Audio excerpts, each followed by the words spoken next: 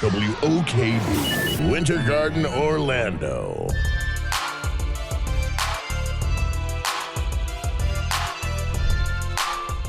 Hello. Welcome to Real Family Talk. This is your host, Jay Real. I hope everybody's having a great Wednesday evening. This is WOKB 1680 AM, your urban empowerment station.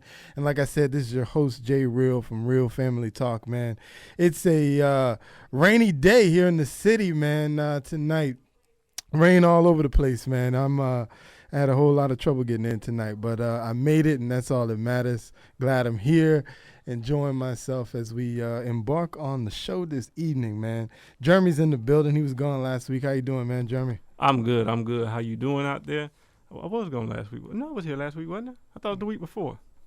I thought it was last week, brother. Maybe I'm confused.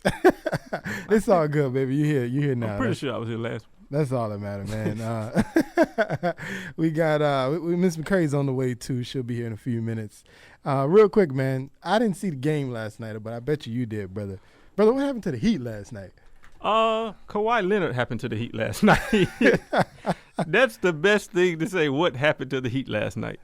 Your boy, he just came out smoking, man. I don't know what coach. I'll tell you one thing. Coach Pop must have told him, whatever you do, just go out there and play. He must have given him a complete green light, because I'm talking about from the opening tip. When he caught the ball, he just looked to score. It was like it was really like it was his team last night. That's how they played. They played phenomenal. Yeah. They played fantastic. Really? They played off the chain. Yeah. They played great. They played so amazing that it was like the Harlem Globetrotters all over in 2014. It was crazy. That's how good they were in just the first quarter alone. In the first quarter alone, they only missed a total of 4 shots. Wow. Okay. And according to the statistics, they were at 87% shooting. Yeah. In the first quarter. In the 87% field goal shooting.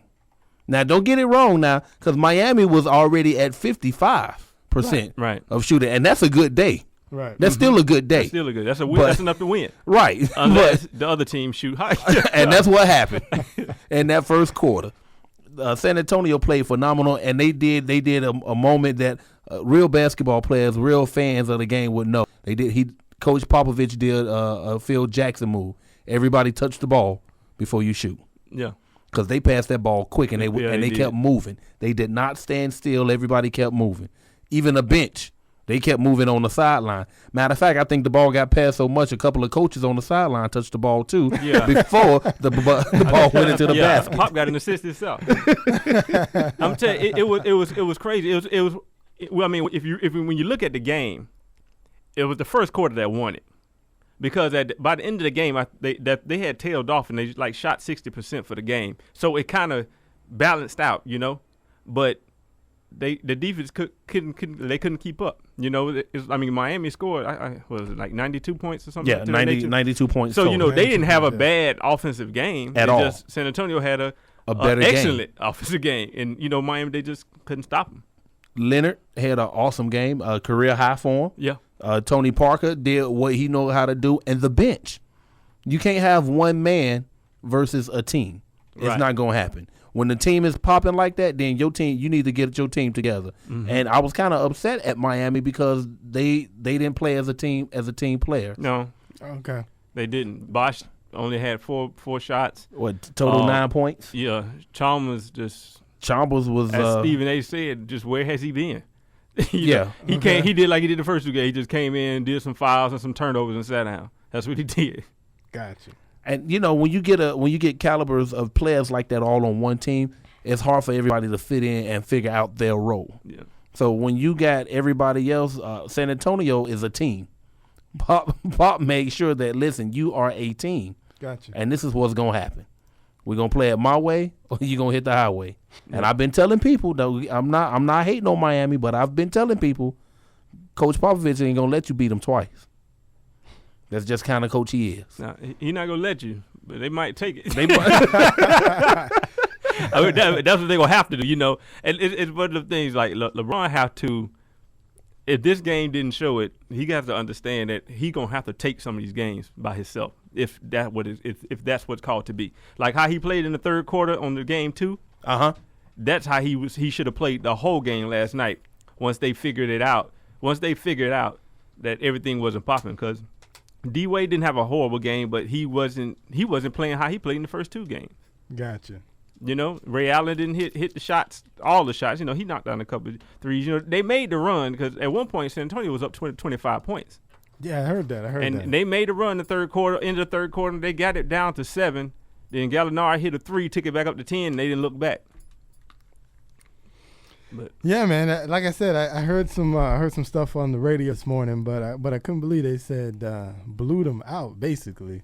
They came back. I heard within 7, but by that time they were so tired. San Antonio kept the momentum moving, right? And they really didn't leave them much of a chance, even though they had came pretty close. So yeah, like I said, if it was a situation where the whole team was really playing well, Miami could have really made a run. But they made the run with the bench included, because Cole was a big part of the run. He came in, with a lot of energy. But like I said, it just wasn't to help all the way around. Got it, brother. Yeah. So what do you think? Heat fans in trouble, bro? Oh, No. We're not in trouble. I mean, it's everybody already said it was gonna be a 7-game series, so it's game 3, 2-1. That's what it's supposed to be, right? They won 1. They won 1. Now they won 1. Now Miami got to win. They won. Here's the thing. It's crazy in the building. Please pardon my tardiness. I went down to Miami. You know, Coach Bolstra. We like that. So I went to talk to the guys, and we had a nice conversation last night and today. You know, they ran a couple of laps for me, a couple of stairs. We had to straighten them out. They won't play like that again. They won't play like that again. Okay. They won't. We had a good discussion. Next game is tomorrow night, right? Yes, Thursday. Yeah. Thursday night, game 4, Miami. And then they headed back to San Antonio, right? Yes. Yep. All right. We'll see what happens, man. But I heard last night it won't be like that not again. a pretty night for Miami. I'm telling you, if you saw Kawhi Leonard the first quarter, it's like, I don't know whether Pop slapped him before the game started and say, look, if you don't at least put 14 points up by the end of this quarter, I'm cutting you. Because I'm telling you, it was crazy. He looked like LeBron out there. I see, brother. I see. I heard, though, he was apparently he doesn't like the media, I heard, though. I was listening to some sports radio today, and they were saying I think he did one interview with Stuart Scott, but then after that decided he was good. He sent other people out there to the microphone like, hey, you go talk, man. I'm good right now. And I didn't realize how young he was. He's only 22. Ah, okay. We got a caller on the line. How you doing tonight, caller? Yeah, I'd like to say that basically what we saw was a West Coast team playing an East Coast team. Because the West Coast always scores at least 100 and something points in their games. But the East Coast, they very rarely score 100 points.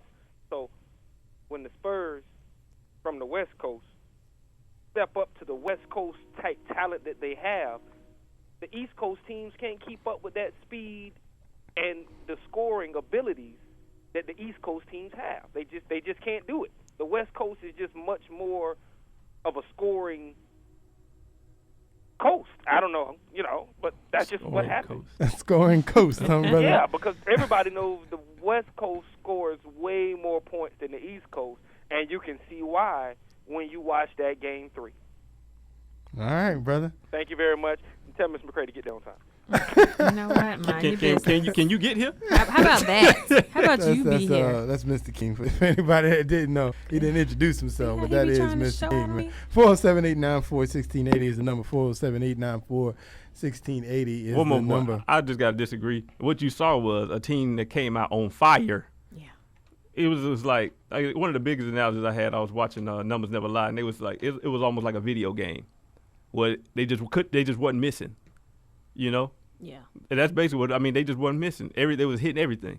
They just hit everything. Now how like even Pop said at the end of the game, he was like, "You'll never go see nothing like that again." it's like, that's what you know how he does his interviews anyway. They ask him, "Oh, what happened so well? You never go see nothing like that again." Even he understands what it was. Right. And then every final, one team is going to have that game anyway.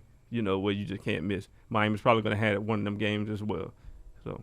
We'll see, brother. We'll see. Game 4, Thursday night. The Heat can win. I say, man, they can't go back to San Antonio. 3-1. No, you can't. No, they're You gonna can't. win. They're gonna win Thursday. I told you we had a discussion. You know how? You know All how? right, Mr. McKay. You know I knew they were gonna lose Why is that? because the morning before the game, I was watching First Take. Everybody came. Oh yeah, Miami gonna win this game. Oh yeah, they got it. Oh, I mean every single person, even Skip. Oh, Miami definitely gonna win this first game back off the momentum. I was like, I don't like that sound of that. You know, it's like this. Come on now, the Spurs ain't like they scrubs or something. No, they are not You know what I'm scrubs, man. saying? Ain't stretching I was like when imagination. everybody, oh, Miami gonna win. I was like, no, I don't think this is gonna end well. But you It's know. okay. Yeah, I thought they would not play like that on Tuesday. I felt like the Spurs were going to come back strong because they had their chance the night before to actually take that game. But that's again, we talked about it. We're gonna move forward. You gonna fix it They will not play that awful on again Thursday for the Okay. rest of the season. Series championship is coming back to Miami. It's coming back. To Mark Miami. my words. All right, Miss McCray said it, so it must be true. Go y'all. Heat. All right, man. We'll keep it moving, man. We're gonna bring up some different news topics tonight. A couple things that happened almost a week ago, but I wanted to talk about it. But we got occupied. We were having a great discussion last week, Miss McCray. Great discussion. I'm sorry I missed it. But you got to go check it out. Check the broadcast out on YouTube. We had Professor Jody Armour came on. Yes, sir. And spoke all but the truth. I love the Twitter handle. I don't necessarily agree with everything he said, but he certainly spoke the truth from his perspective. What's the handle again, brother? Uh-huh. I don't remember it right now. His Otherwise- Twitter handle is, I'm going to spell it for you, is @NIGGA THEORY. That's his Twitter handle. Okay. Nothing but the truth. But He's he a speaks radical. nothing He's but the from truth. he grew up in the 60s, if I'm not mistaken. Oh. He's out of that mold, Yeah. radical. I love his energy. I love his truth. Right. Professor out of USC, man. Yeah. He's When I saw his face, it reminded me of Huey Newton, I should say. So yeah, he was on last week. We talked about reparations. Great show. Jason Henry's here as well. Yes, you're right, Jeremy. You were here last week, but Yeah, I'm like, come on, man. but what the story that we missed, and I had to say something about it. It caught people by storm last week when a 20-second clip of Pastor Jamal Bryant's sermon got released, and in that 20-second clip, everybody was commenting on the fact that as a part of his sermon, he said, these hoes ain't loyal. He said, these hoes are not loyal. So everybody flipped out. How can a pastor speak like that from the pulpit? You know, what's going on? You know, how does that even tie into any kind of message he might have been bringing? A lot of the saints, if you will, had a lot to say about that. But I just wanted to get y'all opinion on it. You know, it is, you know, a lot of, especially, you know, I'm gonna call him young. I mean, he's probably 40-something, I'd imagine. So young men, young preachers, they incorporate a lot of pop culture, or at least references from pop culture in their sermons. It's not nothing new. Perhaps most of them are, you know, and I think the biggest issue people had is the fact that you said hoes from the pulpit. But I mean, they do it a lot. You know, it's pretty commonplace. You know, it's not commonplace for a pastor to drop, especially a young pastor, to drop a pop culture reference from his time when he was sinning. You know, drop a Jodeci record. You know, when he feel like it applies, or Right. or LL Cool J statement when he felt like it applied to what he was saying. So the idea is really not new. Like I said, I think more than anything, people were reacting to the comment that he used hoes from the pulpit. So really, should we be offended that he used hoes from the pulpit? 407-894-1680 is the number. 407-894-1680. Should we be offended? What do you got to say about that, Jeremy? I'm going to defer to Miss McCray. You're going to defer to the woman in the room? She's the woman in the room. I let her say her So piece what first. is, should we be offended by You the fact of know, the whole reference from if the pulpit? There's a censored version that's on the radio that says these girls ain't loyal. There is a If censored if version. he wanted to make his point, he could have just said these girls ain't loyal. I think it took the cake a little too far when he said hoes.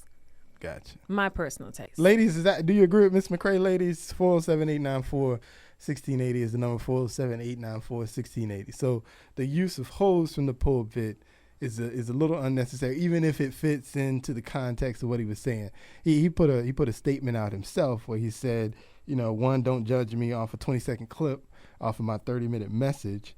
And then I was reading the actual title of that particular message is called My Enemy's Worst Nightmare, where the point of the message was to encourage men to find and listen to anointed women and their wives, not the side chicks. So that was the idea. So I if that was his point, at least I understand why he made the reference.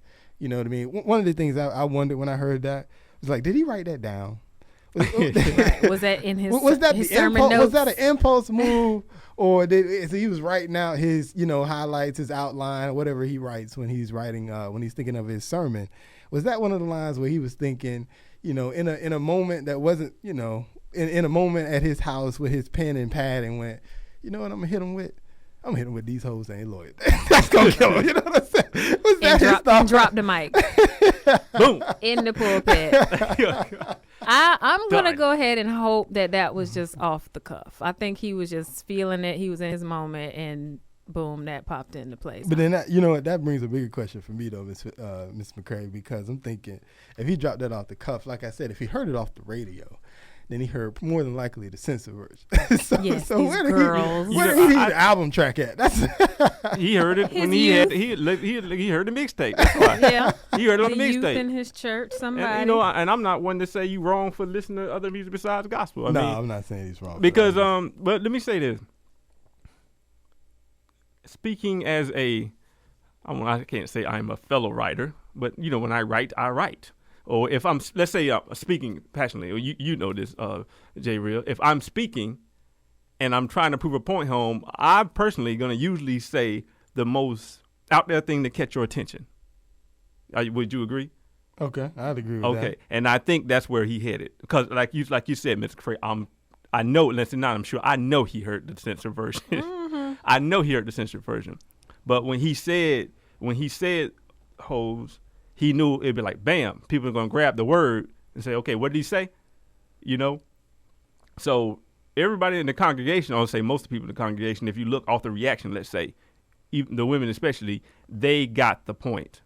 And I think a lot of them really got the point because, like I say, he was speaking in reference to side chicks. So as a bunch of married women in the audience, when he said that, of course, they like, yeah, you know what I'm saying? Amen. And watch out for these side chicks. Right. So I think they really got what he was trying to say. Now, outside of that, let's say if you weren't there, I can understand how a woman would probably maybe be offended because they say, oh, he a pastor, he's saying hoes. Because in some circles you would say, oh, he had no business. You shouldn't say that. You're in the pulpit. Da da da da da. Is it part of the dichotomy of the younger generation compared to the old generation? The saints in the church? Some of that is, but there's a lot of older people who had no problem with him. That's what he said, because again, they understood exactly what he was saying. So, and let's be honest, ladies out there, if you were married, not even married, if you ever been in a healthy long-term relationship, and somebody was speaking and they're talking about a woman who was possibly trying to take your man or very flirty with your man, I'm pretty sure you did not refer to her as a black woman. That young lady exactly is flirting with my husband. So at that same time, how are we going to really be critical of him because he, quote unquote, wears the cloth? You understand what I'm saying? I hear you. Just brother. because he's standing behind a podium and he has a title on his name, to me, doesn't mean he can't speak in terms that to really make people understand. Because at the end of the day, you're supposed to be teaching, if I'm not correct. And the way he teaching, I think that could really grab the world in general, can really bam here and say, okay, that's what he's talking about. Because to me, and I know overall it's not going to, but to me, you got everybody in the world talking about it. So, point proven. Here's the thing, though. 407-894-1680, 407-894-1680. Go ahead, Ms. McCray. And with that being said, I did not go back and listen to the entire sermon, although that was my plan to do that. The thing about that is these sermons are, if he was speaking to the men on choosing the proper woman and whatnot, I'm gonna need you, because two people cheat. Okay.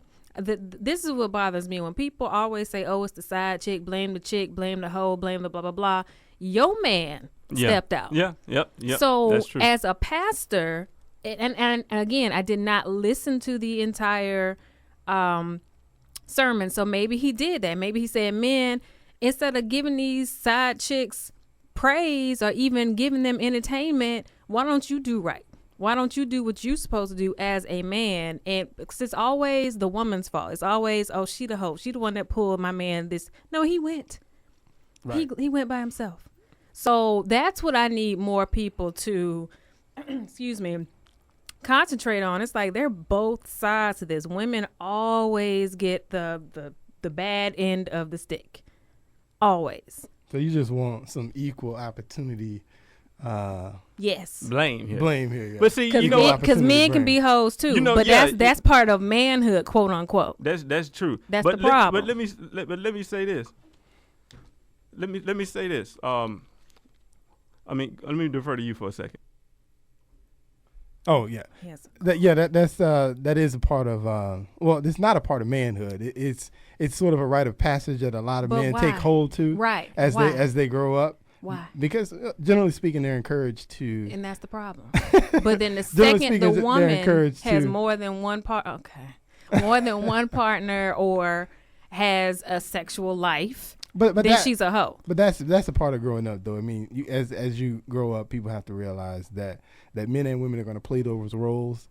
And to me, as long as you're honest about the role you're playing, then you're cool. It's when you're not honest about the role you're playing. That's when you have a problem. We got a caller. How you doing, Micah? Yes. I have to disagree with Ms. McCray because, as Brother Real said, if you know the role that you're playing, if you know the consequences before you do it, you can't get mad that, somebody says this and somebody says that. It's like you knew what it was before you did it. But back on the topic, I feel that the pastor was completely wrong because, Jesus didn't talk about Mary Magdalene. And we all know what she did, but he didn't get up and dog her and make her seem like she was a bad person. And that's why I feel that even though these days hoes are portrayed as bad, you still don't get up in no pulpit and talk about no hoes. You don't even give them the time of the day or the conversation in the pulpit. So that's why I feel that he was very wrong. Thank you. We appreciate it, brother. Thank you. All right, man. Well, no, hold on. Let me 4789416. I don't think, going back to what we were just talking about the blame. I don't think. Let me say, I don't think. Well, I'm not saying men do get their fair share of let's say of ridicule when they step out. Excuse me. If they step out and they cheat, you say everybody always talking about the other woman. I don't think everybody always talk. I think the women always talk about the other woman. No, clearly the pastor just said these hoes. Yeah, I know. No. What I'm saying is, What I'm saying is, I don't think all the blame is always just placed on them. His reference went into just cheating. He was making a point about influence and things like that, but he wasn't placing blame on the other woman for the man stepping out. That wasn't what he was doing. But what wasn't that what you said he was talking about? He was talking about. I moved away from that page. Let me go back real quick. Go ahead. It says the point of the message was to encourage men to find and listen to anointed women and their wives. So he was trying to encourage men, I guess, to find a stable woman who has guidance from God to take advice from, not a quote unquote side chick. Right. But like I said, I didn't take him to say, it's her fault they stepped out. But anyway, back to what I was saying. I think the man gets his fair share. Now, what I think a lot of times women unfairly go after the woman instead of dealing with their situation at home first. Amen. Now, I think that's more of the bigger issue, because, and I believe, and I honestly believe the reason they don't do that is because let's say if you try to tackle a problem at home first, then you have to look at yourself and say, did I do something wrong? Or or not even did I do something wrong? Did I not do enough right? Mm-hmm. and I think a lot of women aren't ready to deal with that. Well, that's a whole nother show. That is a whole nother show. It is, because that and can that's go. also challenging for both parties. Right, Both parties exactly, really need to do that. Yeah. Both parties, the woman and the man. Yeah, really need to whether do it that. happens, because again, men ain't the only ones stepping outside their marriage. The women doing it too. Absolutely. At the same rate, really. Yeah. And wrong is wrong. Right. So it's just I lost the train of thought. God bless you. God bless you, dear heart. Yeah, man. Anyway. That like we said though, I'd have to agree with you, Jeremy. I guess could he have chosen a more appropriate word? Sure, but did he grab your attention in the way that he meant to grab your attention? Yes, He did. and I think ultimately that was his goal. Is to grab your attention so that you actually got an opportunity to hopefully search beyond what that word he said was to find out what his overall goal was. It really was a good message. At the If end you of the listen day, to the totality of the message, it really was good. I'm gonna go back and listen to I'm sure he it. was. I am. I'm sure he was. And you know, I looking didn't for catch some the whole thing, publicity. but a lot of the stuff he was talking about, he was really talking about empowering women and how the enemy is really after the women, and he was really saying things to how the enemy was using different things to tear the women down. Yeah, that is true. So that was along the lines of where he was going. It wasn't just a critique of the side chick who messes with the married man or whatever the case may be. Got it. All right, man. So I guess the synopsis in this crew is anyway. I guess it's as long as the context is there, you listen to the full context. Maybe there's the reason why he chose that particular word. To grab your And again, even other preachers, you're not going to agree with everything a preacher says and how he delivers his message. I mean, it is what it is. Yeah, you you take a little bit with it and you roll with it. You get the message and get fed even if you agree with his point, and that's no different than going to school when you get in class learning from a teacher. Absolutely. You may get what they learn, but you may not like their methods. Now the song is stuck in my head. Thanks, J. Real. Hey, I didn't play the song. Stuck in my head. Though. Continuing on, some hot topics here that came up this week in the news, and I see he's got a call, so we'll deal with that in a moment. But another one though, the UNCF announced this week that they are getting a. We got callers, sir. No. They are getting a $25 million endowment from the Koch brothers. Caught a lot of flack for that one. The Koch brothers. Now, for you don't know who the Koch brothers are. I thought it was Koch. Nah, they call them the Koch brothers. Oh, they are the Koch. Yeah.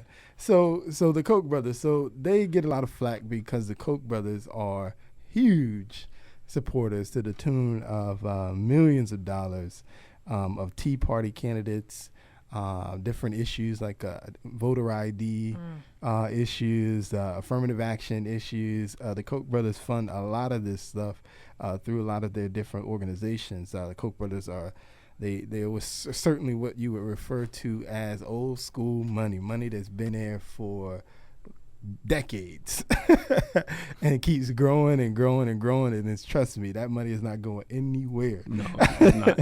So anyway, this week the UNCF, United Negro College Fund, sat down and worked out a deal. Apparently, I was listening to a interview by the CEO, Michael Lomax, the other day. And basically, it took about 2 years to work out the details of this particular donation. But ultimately, it is a $25 million grant for now. The goal is they're going to take measurements to see how it works over the course of some number of years. He didn't specify how many years they were going to measure, but over some number of years. And if the numbers prove to be successful at whatever the goals are, because he didn't state exactly what the parameters of the goals were, but if it is successful by whatever standards they created, they could actually end up getting even more money from the Koch brothers to support the UNCF. One of the points of contention that are out there as well is that as a part of this deal, the UNCF develops what they call a scholarship board. So the process begins with the staff at the UNCF collecting all the applications for the particular scholarship. They go through all the applications themselves, pick the top candidates. Then once the top candidates are chosen, then those candidates go before the scholarship board, which has a 5-member board.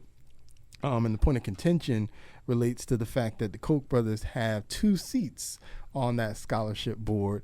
Then members of the UNCF have 2 seats, and then a member representative from a particular HBCU, one of the member schools of the HBCU of the UNCF, then gets a 5th seat. So at that point, then whoever those top candidates were go through that board, and then a candidate is chosen. So a lot of people feel like the Koch brothers having 2 seats at the table might influence one of the potential UNCF members that are there, or the HBCU that is there, to kind of vote their way, which potentially could mean they're voting and picking candidates who have ideology that is more closely aligned with the Koch brother ideology, which, you know, I find a little questionable when you say the Koch brother ideology, but but yes, that's some of the concern, that they're going to influence the board to get candidates that they like, and not get, you know, quote unquote candidates that are going to maybe grow up and, you know, be the next Al Sharpton, if you will, and are fighting against some of the ideology that they are spending millions and millions of dollars to support. So UNCF, again, Koch brothers, they're quote unquote considered to be these evil men that are destroying Black America and getting rid of, or trying to send us back, if you will, as some people describe it. But the UNCF, an organization, as we know, supports minorities going to HBCUs, is now taking $25 million from them. I see Miss McCrae's face over here. If y'all could just see her face. What you got to say about that, Miss McCrae? So uncomfortable with that. So uncomfortable. I mean, we need it. These institutions desperately need funding. They need the funneling of bright students to continue the legacy of these schools. But man, from these guys, you take it where you can get it from. oh, As long as like I'm saying, as long as you're not letting them have no undue influence on how your school or university is ran. but see, that's the thing. When you pulling the purse strings and you donating this money, and then you have this hanging over the head that, oh, if we meet these parameters, we get more of it that they set. It's just, I don't know. I don't like it. Well, I mean, let me ask you this though. Obviously, Michael Lomax, and I haven't gone through all of his politics, but I was listening to someone who claims to vouch for what his politics are. He certainly would be considered, you know, very Democratic, you know, candidate, Democratic kind of guy. Definitely, obviously supports a lot of Black-related issues. So, do you not think that going to the table, knowing who he was speaking to, that his thought process going in would not let their donation sway him, you know, to do something that he wouldn't otherwise, you know, be comfortable doing? You know, you don't think he wouldn't have enough integrity to go, all right, yeah, we're going to get this money, but what you're not going to do is now begin to dictate what we do as an organization, you know, because obviously they can have some influence on how the money gets given, but not the organization as a whole, not some specific HBCU. You know, I would think, as a smart businessman, that I'm sure he probably is, that he would have enough sense to have that kind of discussion. 407-894-1680, 407-894-1680. And you're right. I'm positive before they decided to go ahead and accept this donation and this program, I'm sure they talked about it. They thought it through. There's some very smart people who have worked this out. My issue is I'm still a bit suspect about the Koch brothers, because we know the sneakiness that they do. And so the more it's just layers upon layers of what they do, but it all funnels back to them. And this has been for years. So as we get ready to go into these cycles of politics and waiting on governors, and then 2016, the presidential race, like, they gonna show their true colors. And I'm wondering then what kind of mess will pop up with this. So I'm gonna be cautiously optimistic, because I know we need it, but it's like taking money from the tobacco company. You guys in the same German?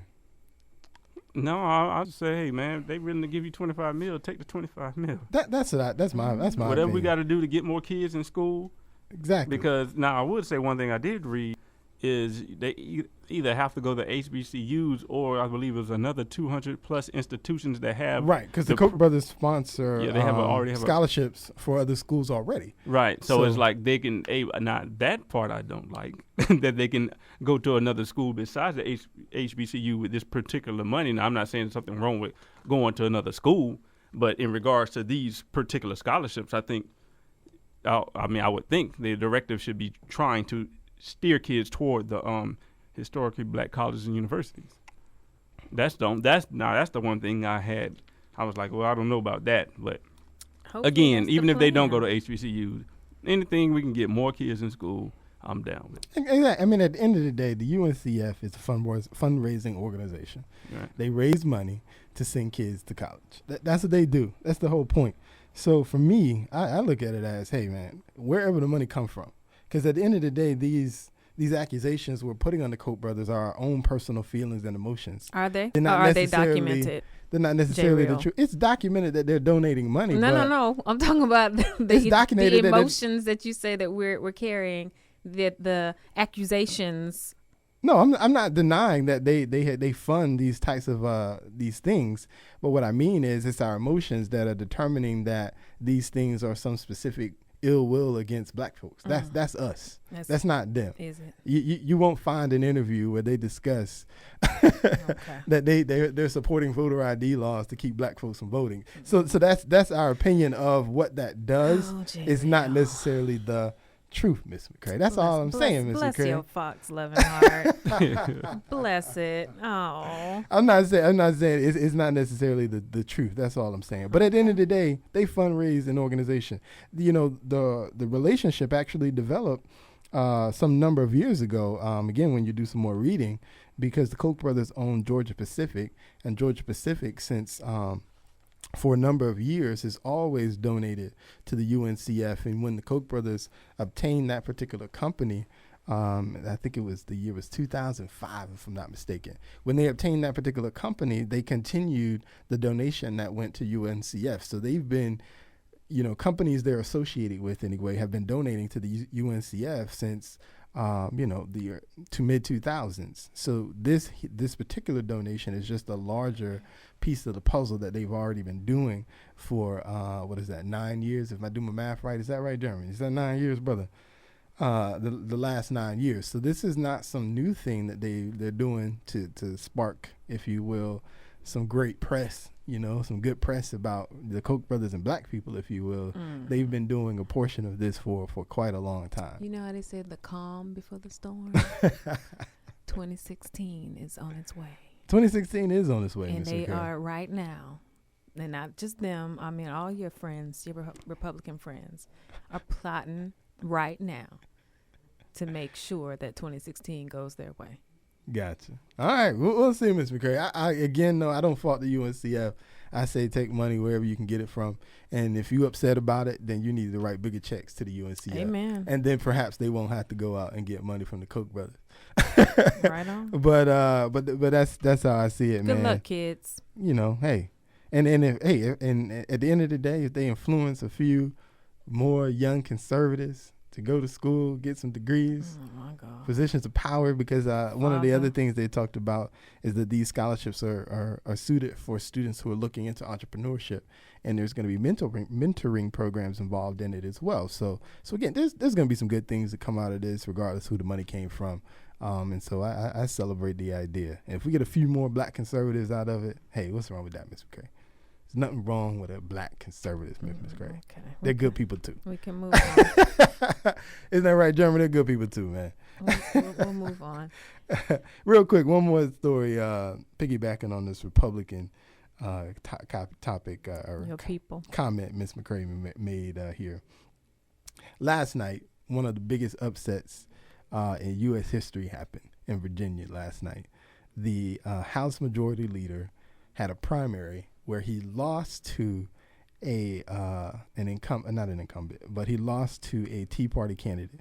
When you look at the math on this, he raised $5 million in his campaign. The Tea Party candidate raised $200,000. Yeah. $5,200,000, and yet he got his behind whooped at the same time. Yeah. You know, in Republican circles anyway, they're talking about, again, on any platform, this is historical. They say it hasn't happened since 1899, just to put it in perspective. 1899. So it's been 100 years since a House Majority Leader has lost a primary, not even the general election, a primary. He got beat out by a man who was an economics professor at a small school in Virginia.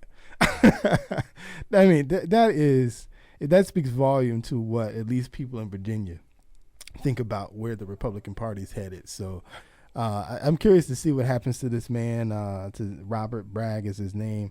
I'm curious to see what happens to him when he goes up in the general election in November. I think that's going to be interesting to see what happens. It's already causing shakeups in the Republican Party. Cantor announced today that he's stepping down from his position in July. He's already named what he thinks his successor should be. And listening to the type of radio I listen to, the gentleman is just he's another sort of Republican plant, if you will, that's riding for the party, because the party is catching a lot of flack right now because they are supporting ideas that at least the conservative / Tea Party base does not necessarily agree with, especially when it comes to immigration. Right. This amnesty idea, that is a big point of contention for a lot of those folks. So it's going to be interesting to see. I just see how it shakes out as we move closer to 2014. I mean, it's already been tough for the president. This is certainly going to make it even tougher for him as he tries to push this immigration amnesty idea through the Here's through the what's Congress. scary to me, and how I read this. It's Democrat, Republican. You know, you have your independents there. Then the Tea Party. To me, the Tea Party is even worse than Republicans, which is saying a lot. So the fact that this Tea Party member beat a Republican is scary to me, because they're calming. What I'm seeing is they're kind of calming down just enough to get into office. And then when they get into office, then they talk their ruckus and just talk out their necks, and it's just ridiculous. So people are like, you got to pay attention. They are scaring me. And this right here, when I saw that, I was like, well, okay, all right. Now it's about to go down. We'll see. I have a feeling that this isn't going, at the end of the day, it's going to cause a shakeup in what the original plan was, but I don't see, we'll see already what we've been seeing. You know, Republicans, Democrats don't get along. Not a lot's going to get done. The thing I do like about this concept, though, is it's on a rare occasion where you get some new blood moving or attempting to move into Washington. More radical than the Republicans, though? It's I wouldn't necessarily call it radical. We'll call it more principled. And more principled, not necessarily ready to bend, but I still like the idea of new blood moving up there, because at least when you get new faces, new folks in there, because we know what the old folks are doing. We already know what Cantor's done. He's had years to show us that. True. So to get a new face in there, and this guy hasn't won yet. He's still got to go against the Democratic candidate, so he's not in Washington yet. So, but it's a new face. It's not the same face that's been there for several years. That's the idea that I like.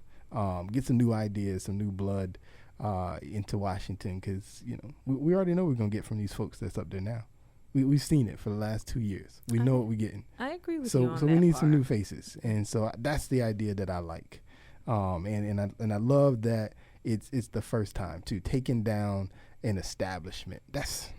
I'm all for that. I'm all for taking down the establishment. Behind Tea Party. We'll see. Again, he still has to get to Washington. He's only survived till November. Here's a compliment to you. The establishment is now being taken down. That's what I like. Here's a compliment to you. Although I know you're a Republican, at least you're not a Tea Party member. So I like you more than I like the Tea Party members. Oh gosh. Just, Oh, I won't even go there with you today. You're welcome. Okay. I'm not even so sure he's not part of the establishment. Who, the Tea Party guy? No, the new guy. That's what I'm saying. He's Who part. says he's not? He's part of that. His rhetoric. Plus if you listen to what he 100. has to say, Who he's listen to not that? part of the party. Hey, So man. that's all you got to go on, because That's he's what never they're been in office talking. before. So all you have is his opinions, and right now that's all you got. So that's all you can go with. So we'll see what happens, though. Again, he's only made it to November. That's all he's got is November now. Yeah. But it is to me anyway. I like it. I think it's refreshing to see that the establishment guy got taken down, not only by, like I said, by what would, in all intents and purposes, a peon to what he is. $5 million he spent on this campaign. This guy raised $200,000, and the man beat him 50. Well, I think the final numbers was like 55 to 44, or 56 to 44, something like that. Whooped his behind. I like that idea, and we need to see more of that. You know, we're going into a lot of primaries here in the city come August. There's a lot of incumbents on the list right now that are trying to get back into office. I won't speak on any particular one, but for me, I love new blood because clearly the old blood isn't getting it done, and we're quote unquote stuck in the same places we were last year, this year. So we need a new voice. What a new voice is that, man? Young people raise up, man. Let's get out there and show these older, established political figures that we have a voice too. And so we definitely have to go out and vote. That's one thing we got to work on. We saw recently that we don't vote very often. So we need to step up and start voting. We'll see what happens. I'm curious to see what happens in August at these primaries. Definitely want to see how we turn out to vote then in August. It's going to be a bigger primary than the last one we had. But yeah, man, we got to step up and vote and show these folks, man. We do, just because we're not just talking on the radio. We're making moves too. So we'll see what happens, though. I love it. Establishment taken down. It's a great day. Oh, my gosh. It's a great day. Establishment taken down. Got to talk about the president, Ms. McCray. He did some big news this week as well. He's using the power of the pen again, Ms. McCray, because he can't get nobody to work with him, he says.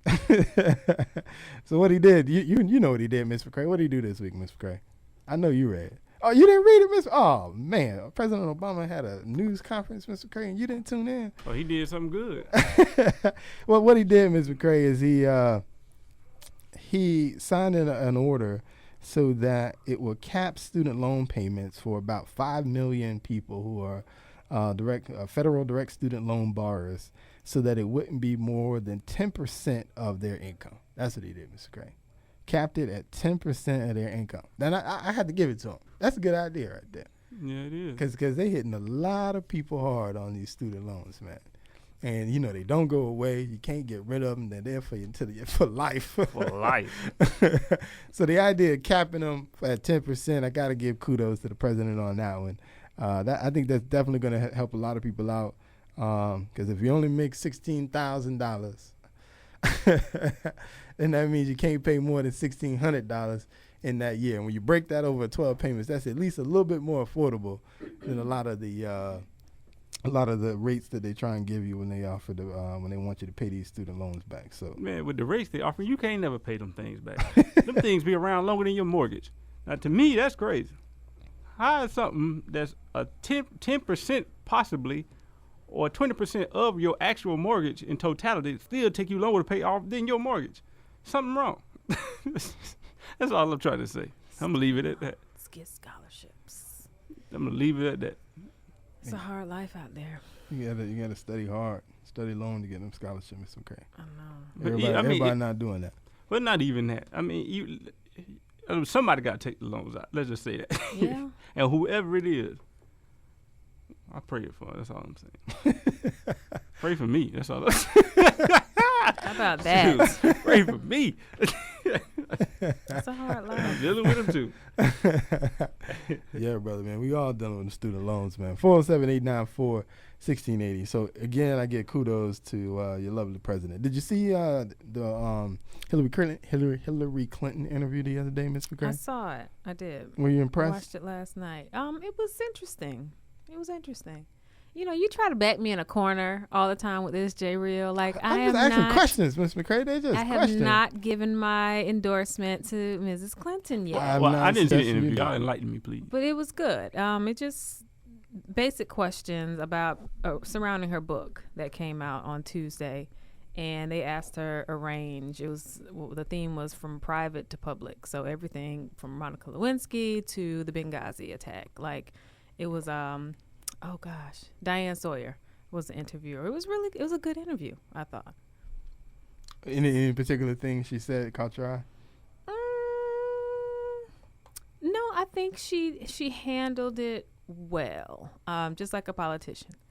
What I saw was a well-trained politician, because there were some questions in there where I'm like, I know she want to say something else, because I wanted her to say something else, but I'm like, nah, she's not gonna go. She's not gonna go there. So I thought she handled herself well. It's gonna be interesting to see if she does end up running, like when she runs. The sexism is just gonna be rampant. Oh, the misogyny it's just going to be bad. And so I'm just mentally trying to prepare for that, because they touched on it when they talked about her and her, she would go traveling all around the world as the Secretary of State. And every time they would report about her going to whatever country, they would talk about her hair or what she's wearing. Where a guy, President Obama, nobody says a thing about what he is wearing. But no, it's about her, and if she had a scrunchie in her hair, or if she had her hair pulled back in a ponytail or in a bun, that means she was coming to deliver bad news. If it was down by her shoulder, she was just coming to be friendly and show off. It was just a friendly visit. Or if she had the scrunchie in, then she was pissed off. Like, it was ridiculous. So I'm like, that was just her as Secretary of State.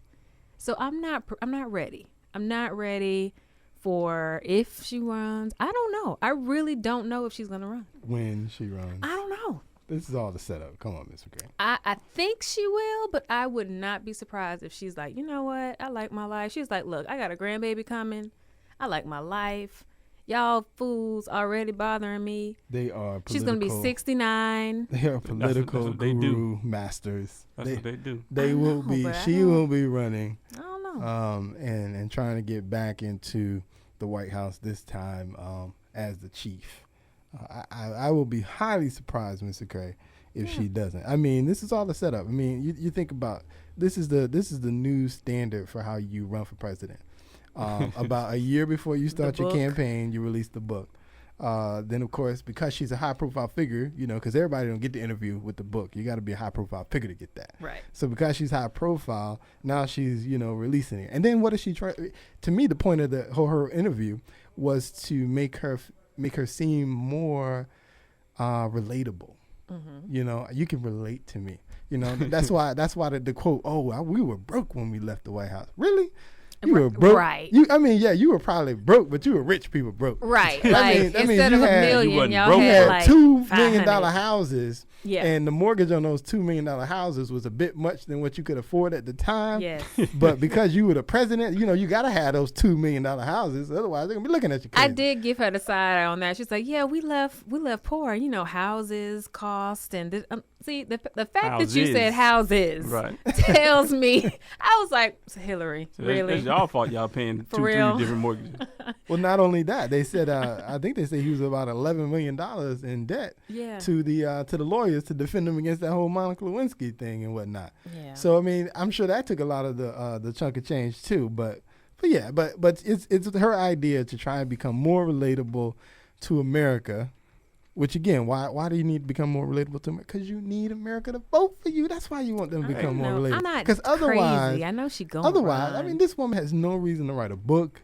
She has no reason to speak to us whatsoever unless there is an ulterior motive I think to she's her conversation. seriously thinking about it. I really think she's seriously contemplating it. Her team is like laying it out, and somebody's gonna, at the end of the day, like she said, either at the end of this year or sometime next year, they're gonna sit down, lay out the plan, and she's gonna look at it and be like, Yeah. And she's going to be like, all right, what city do we hit first? I'm going to get the book. I'm How going to big of read a it. bus do we need? What I don't know get is, the what book. I want to know is this. Well, I know why, but to me, could we please stop talking about Monica Lewinsky? Child, please. I mean, please. Please. That's what I want her to say. 'Cause, why are we This been 20 years, right? talking Well, about this lady? Monica came out the woodworks a couple months ago, wrote an article and Man, whatnot. That's why they talking about it. But not even, see, this is what I'm talking about. Well, I guess that's what they do. The media keep people relevant. Yeah. Irrelevant. To me, she should have been irrelevant then. They just could have said cheated with somebody. Somebody. That's it. Who saved You know what the I'm dress. Right. which was again the setup. But it's just a good thing that she didn't come. That didn't happen 20 years, now. Because now, that would be all over the place. We would not get away from that. Hold on, Barack. Just hold on. I know they're trying to set him up daily. Just hold on. Keep it in your pants. you probably got like what was the head of state? How they assigned the woman? I'm serious. Just in case Michelle's not in town. And she has been approved by Michelle. Just hold on. Please hold on. Oh, man. You don't want them. I know he don't want them Michelle troubles, though. I just know it. But I just don't want that to happen. I don't want that to be part of his legacy. Just hold on. Yeah, the Affordable Health Care Act will be bad enough. Okay. There you go. You just couldn't. You talked about his legacy. I was just talking about his legacy. Just We'll see, man. We'll see what happens in 10 years. But one last story I got to drop. Of course, this is for Florida. We all know Governor Rick Scott's up for re-election. So he's doing his best to put his best face forward. So he did two things this week to sort of do in that vein. He signed a bill that, remember we talked a few weeks back about immigrant children that have been here for 3 years during high school. We're now going to be allowed to have in-state tuition. So he officially signed a bill to this week. So he's in the news for that and getting some praise on that. And then the other thing he's doing is, once again, he's talking about his idea of creating affordable degrees, like a $10,000 bachelor's degree at some of our state universities and so forth. So he's in the news for that. Again, you really can't even knock either one of these ideas. You don't have to like Rick Scott. That's a good idea. You can't knock. You may not like Rick Scott, but it's hard to knock him on these for two. Oh man, you're gonna knock him on these ideas, Mr. Craig? I know you're not gonna knock him.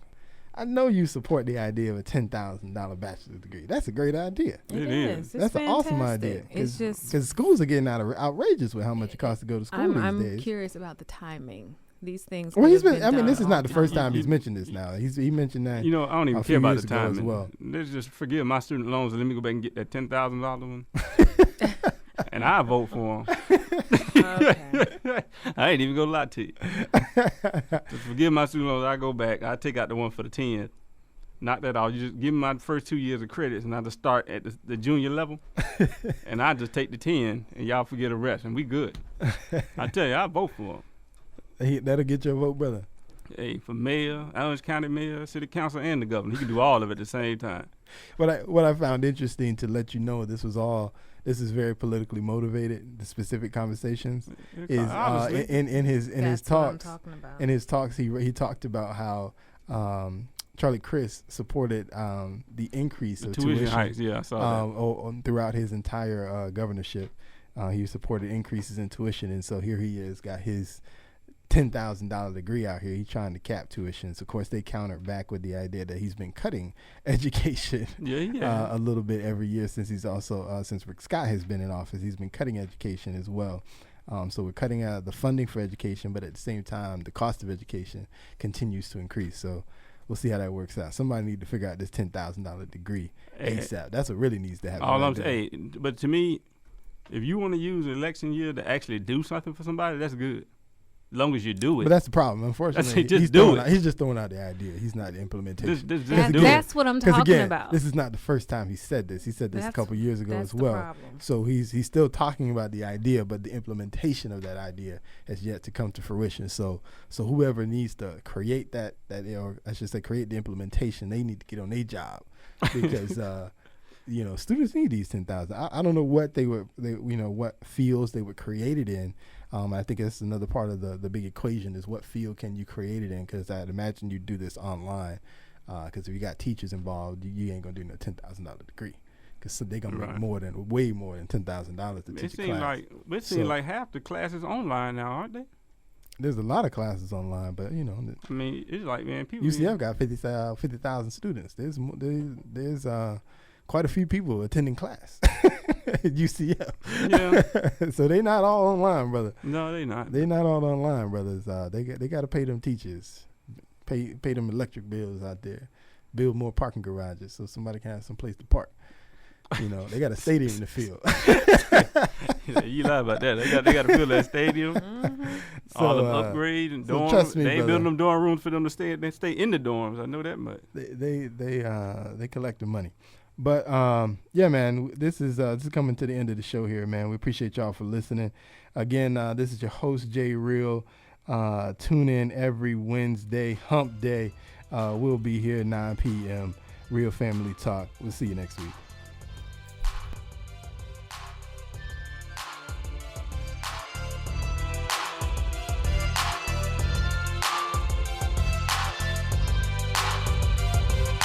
You can follow us on Facebook, Real Family Talk. You can follow us on Twitter, Real Family Talk. The website, realfamilytalk.weebly.com.